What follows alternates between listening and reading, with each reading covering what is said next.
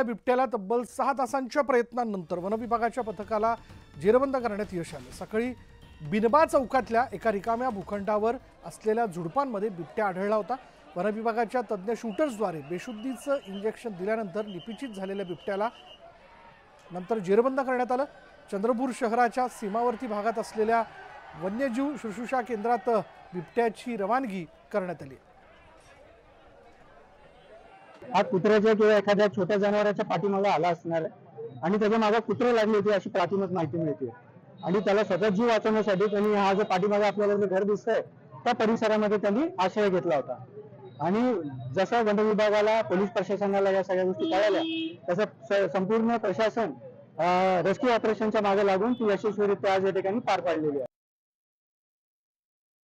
या बिबट्याचं रेस्क्यू केलेलं आहे आणि जेव्हा ह्या बिबट्याला पाहण्यात आलं सगळ्यात मोठा आकारमानाचा नर जातीचा बिबट्या आहे आणि खूप मोठी दुर्घटना होता कळलेली आहे। पुन्हा एकदा प्रशासनाच्या आणि सर्व अधिकाऱ्यांचं विशेष करून खाडे साहेबांचं सर्व या ठिकाणी सकाळपासून या ठिकाणी जेव्हा बिबट्या माहीत झाला तेव्हापासून आहे आणि अतिशय सुरक्षितपणे योग्य पद्धतीनं, कारण की मानवी वस्तीमध्ये एवढ्या घनदाट वस्तीमध्ये बिबट्याचं रेस्क्यू करणं हे फार डेंजरस आणि कठीण काम असतं, परंतु अशी जोखमीची जबाबदारी आमच्या या अधिकाऱ्यांनी पार पाडलेली आहे।